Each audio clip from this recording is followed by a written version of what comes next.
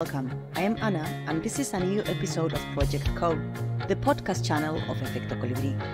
A channel inspired by words that start with co, community, consciousness, co-creation, co-evolution, and of course, colibri, which in Spanish means hummingbird. We have honest conversations with changemakers to explore mindsets and initiatives for positive change. The stories we tell and the stories we listen to have the power to regenerate our perception of ourselves and others. Stories regenerate. This is why at Efecto Colibri we produce and distribute podcast content to inspire you to create a more human reality in harmony with planet Earth. Discover more at www.efectocolibri.com. In today's episode, we are joined by David J., a pioneer in building relationships as tools for healing and driving social change. From founding the Asexual Visibility and Education Network to efforts in tech reform, David has dedicated his life to fostering collective care and collective power. Together, we'll dive into his insights on why relational work is often overlooked and underfunded, and how we can shift that narrative to create lasting impact. Join us as we explore how relationships can reshape movements and inspire new ways of thinking. A big thank you to the Wasan community for fostering this meaningful connection. Hi David, welcome to Proyecto Co. It is a great pleasure to have you on board. I'm so excited to be here. I'm so excited for this conversation.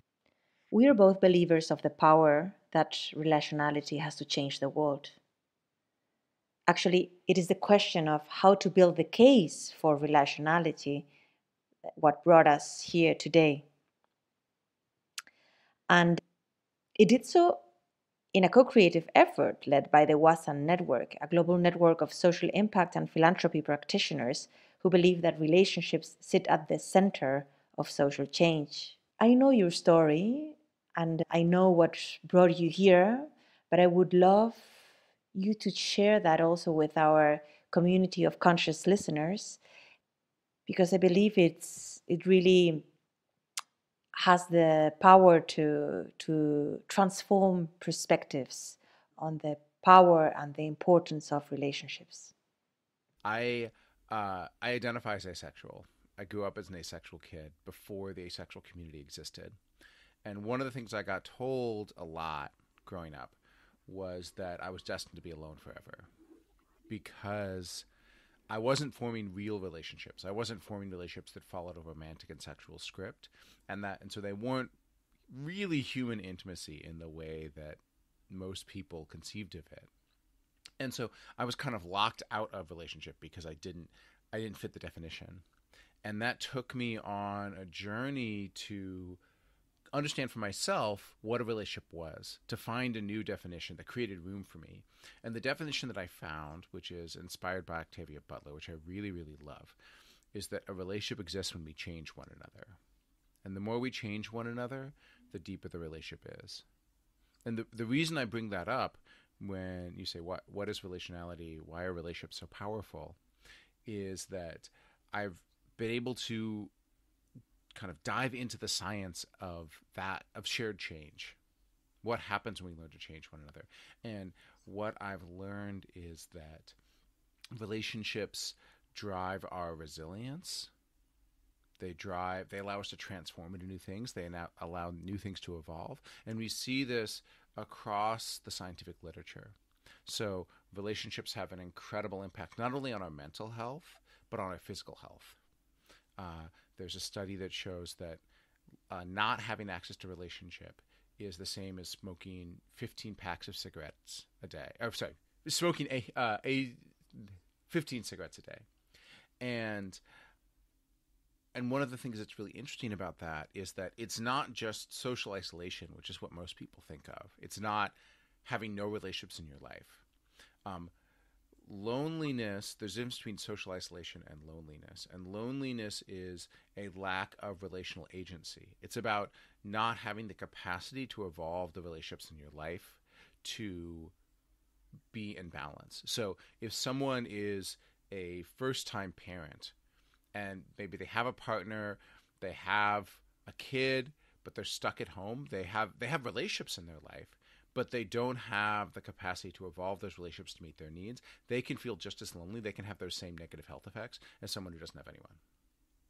And so thinking about how we create agency over our relationships not only affects our mental and physical health, it's a strong indicator of economic mobility. It improves educational outcomes. There's evidence that it drives scientific breakthroughs if you look at the relationships that scientists have.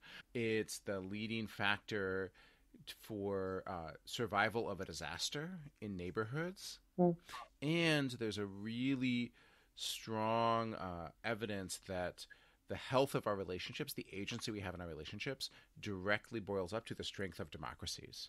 Globally, we're seeing a slide, and have for several years, from democracy to autocracy. And many scholars believe that is directly linked to the loneliness crisis. And so when we create places for people to be in relationship, when we invite people into places where relationships happen, it's healing on the level of sort of our bodies all the way up to our democratic. It's transversal to everything. Relationships are transversal to everything, no, and are a key component of human happiness on an individual and collective level, no. And I should also say, especially here talking to you, creativity. The health and vibrancy of creative communities is also very, very linked to relationship. Totally. Yes, that really makes a complete difference, no? Because I was thinking there, you were talking about the health of relationships, no?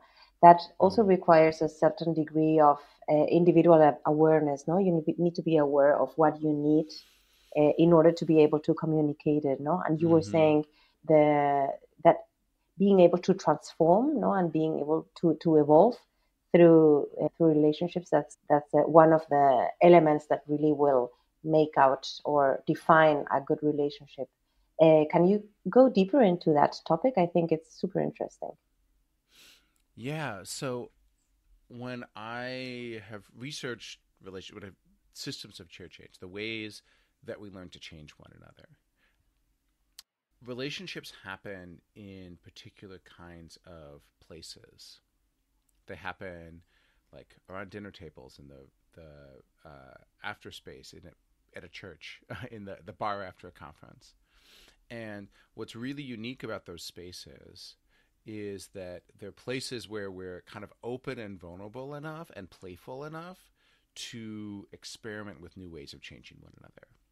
And what happens when we build relationship is that we find some thread of possibility, some way that we could be changed, and we invest in it even though we don't know where it's going. And I think that's part of the magic and paradox of relationship, is that the better it is, the less you know about where it's going. And that's almost a rule that's written into the math, right? So you have to release control. You have to sort of have this, I think, gut level, but also really cognitively powerful form of prediction that says, I don't know where this is going, but I know it's worthwhile. And when we have that, then we are willing to take the risk of being changed by relationship at the same time as we change someone else. And that process of changing and being changed, that vulnerability, looks a lot like evolution. Like, we're trying a bunch of different things. We're trying a bunch of different ways of spending time with someone. We're trying a bunch of different conversation topics. Some of them aren't working, some of them are. But if we can find the ways of spending time together, the ways of being creative together that feel good to both of us, and we can name that, then the relationship can move forward and be really interesting. So to your question of like, how do we have that agency? How do relationships evolve? One of the most powerful tools for me growing up as a asexual, aromantic person has been intentionality.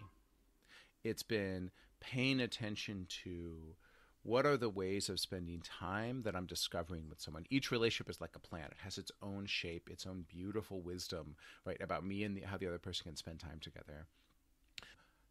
And one of the most, I think, transformative things that I started doing in relationship was I started going on walks with people and just naming what are those things? What are those ways of spending time that are unique to this relationship that make me really value and love this person and the distinct understanding that's us that we found together.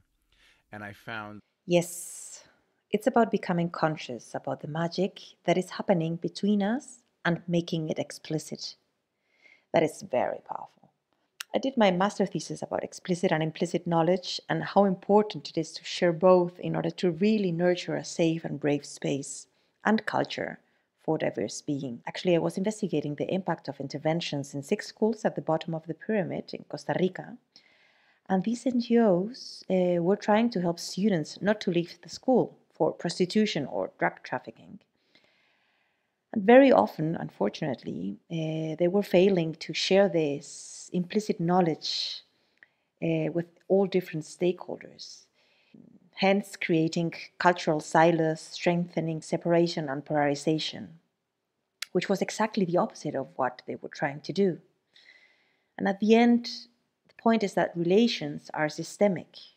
And I really love the tip of making the magic explicit in all our different relationships. It is a way for magic to scale somehow, no? And it is linked to being grateful. You trust yourself into the relationship, letting go of control. And when you are in the relationship, you let the magic happen. But you are conscious enough to pay attention to what is happening, see the unseen, and be grateful. gratitude is such an important piece of how relationship forms, because if we're always having these little moments with people, these little containers where we discover some different version of ourselves that might be interesting, unless we are using gratitude to see which of those ones we want to keep, which of those seeds we want to water. To me, it is clear that when we bring people together, open and willing to change one another, collective power and collective care can emerge. There are many of us who believe in relationships as the engine of systemic change, but there are still many who do not. And there is a lack of capital and resources flowing into continue understanding and nurturing relational work. So, why do you think is that still the case? Why is it hard to get paid for working on the curation and creation of spaces that foster deep relationships? There's a few ways to answer how do we do it, and this is something where you also have your own deep wisdom. I'm excited to draw on, but um, the first thing I'll say is that it happens in places where often I find if people are gathering on a regular basis around a sense of shared purpose with food and an afterspace. So there's something bringing you together that's a shared thread that you care about. Maybe it's political passion you have. Maybe it's a creative practice. Maybe it's loving board games. But you come together and you do a thing that kind of gets through the awkwardness of meeting someone for the first time. It gives you a way to get to know one another that's a little bit structured and that lets a part of you feel seen that doesn't feel seen anywhere else, or that's hard to have feel seen anywhere else. And then you stop doing that once you know other people enough to just like have a few threads of who you want to talk to. You stop doing that, and there's snacks, and you're free to just talk to whoever you want to talk to.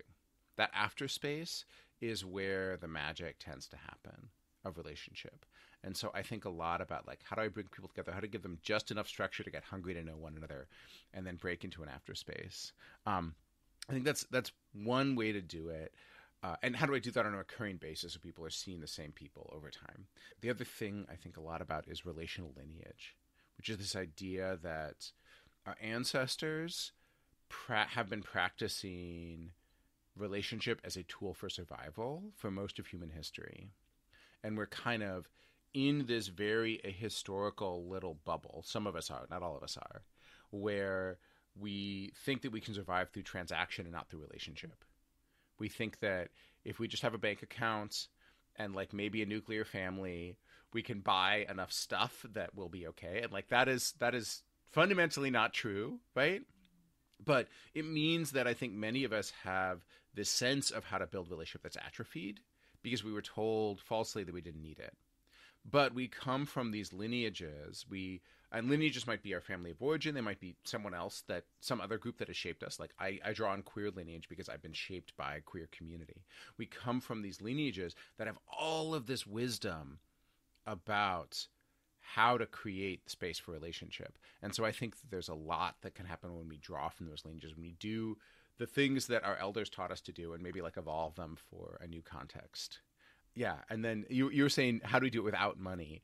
So I think those things, there's a lot you can do without money. And Can I quickly say something? I'm Because I was thinking, yeah, please. now that you were saying that many of us uh, don't do transactional relating, no, or don't do only transactions, but we do relating. Um, I'm wondering if I'm sometimes not living in this little bubble, no, in which I believe that to be true. Because I sometimes when I get out of my circles, I'm also part of many movements, many different communities, which where I feel home, no, and where I meet people, great people like you, with whom I'm 100% aligned. Sometimes when I get out, no, of my, or just look out the window and see some people fighting, or this polarization strongly being transparent, I wonder if if I'm believing something to be true, which is really not so true. It's about the fact that we are becoming more and more the people that are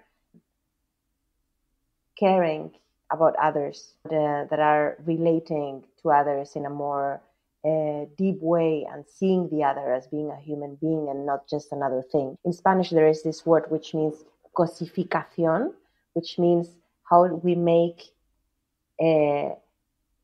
something that is living, like for instance, a plant or a tree or another human being, become a thing, or by treating that human or that being as a thing. Is that there are a surprising number of people who have some experience of kind of like relational invisibility. Like they, in their bodies, see the power of building relationship. They see some larger than the people around them set of things as alive and having agency and deserving of relationship, right? Humans more than humans. And they really struggle with a world that just doesn't have language for that, or doesn't want to recognize that. Like many people have some version of that experience, and of feeling like there's something really important that's invisible that you just kind of like can't talk about, especially in your professional life. And then I think there's many more people who I encounter who they don't have that sense of invisibility, but they do have a sense of loneliness. They do have a sense that there is something really important that's missing that they don't know how to articulate. And they're looking for a path out of it. I experience this a lot when I'm talking to parents about things like parental isolation. And so I guess I say I think there's a really wide experience in how many people see the thing that you see. I don't even know if I fully see the thing that you see. I think I see my version of it, but there's kind of a hook to invite most people into that conversation, either through their own experience of invisibility or their own experience of loneliness. How did you make the, I don't know if to call it breakthrough, no? But you were saying that you are asexual, and you created a movement to be surrounded with people, no? Like to relate, basically, I can imagine, no? Can you tell us a little bit more about your personal experience? Because you were talking about invisibility and loneliness, no? And how there is this hook to community and relating. Yeah, I think, I don't know, fighting invisibility, pushing back against invisibility has been a theme in my life for sure. And so, and I don't want to take too much credit either. I'll say when I was in high school, I really struggled with my own asexual identity. And a lot of that was about this narrative that I was destined to be alone. And there was no one telling me that I knew I didn't experience sexual attraction. So I had a desire for human connection. I didn't have a desire to make that connection sexual. And I had no idea what that meant. I had no idea if that was okay. I kind of assumed that I was broken. I made up the word asexual out of thin air to describe myself.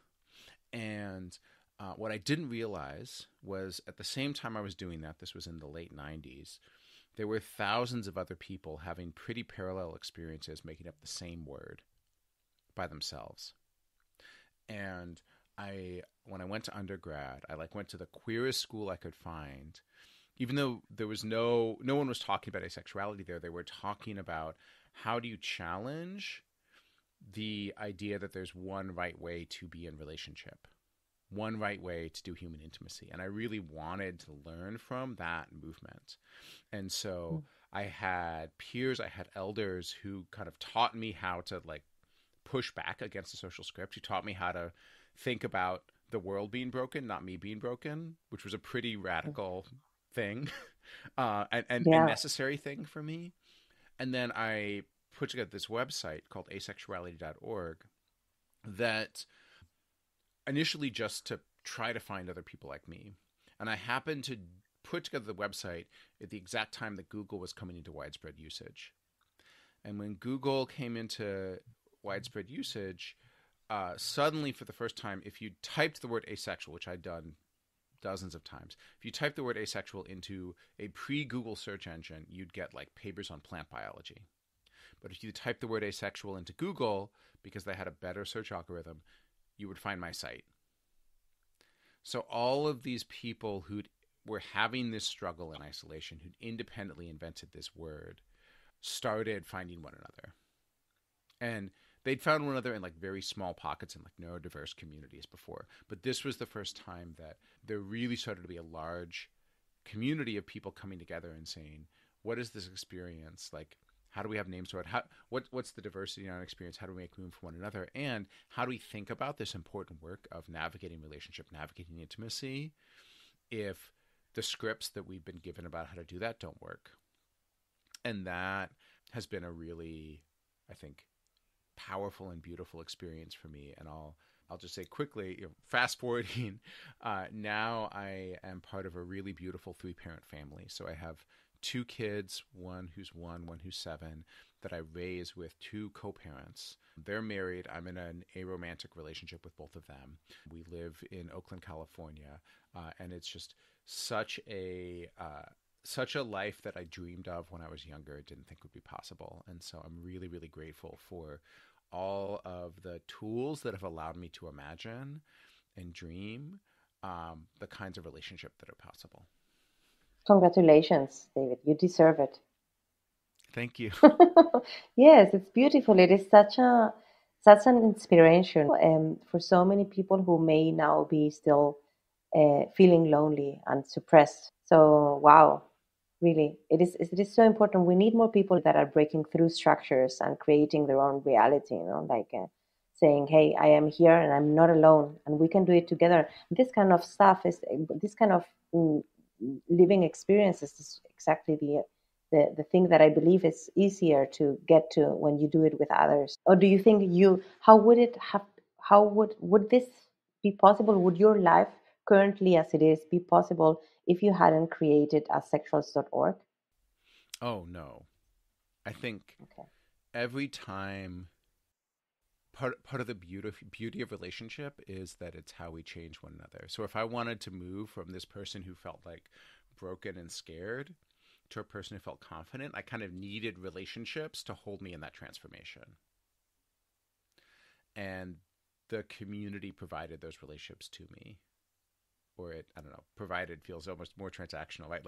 We co-created those relationships together.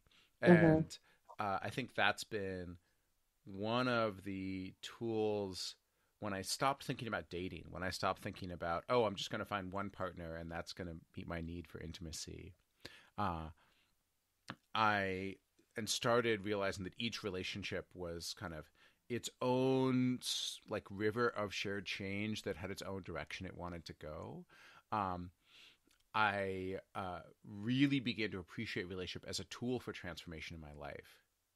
So if I wanted to become a new person, if I wanted to learn a new skill, if I wanted to explore a new side of myself, uh, there were ways to do that in my relationship with myself, ways to meditate, ways to create space to reflect on it. And then there were ways to do that by building relationships that could take me through that process of transformation, by inviting that process of transformation into my relationships.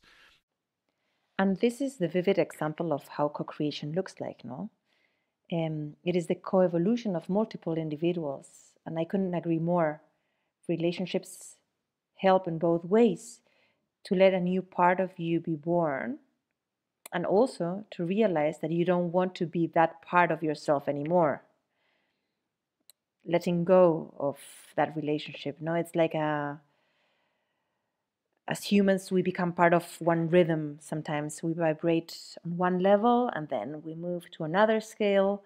We get to know somebody, some new person, and then we let go of that old person. It's super interesting. And as we were saying before, we're living in a transactional world and that is why sometimes I feel like being in a bubble of moving relationships, because the rest of the world is not necessarily relational, but more transactional.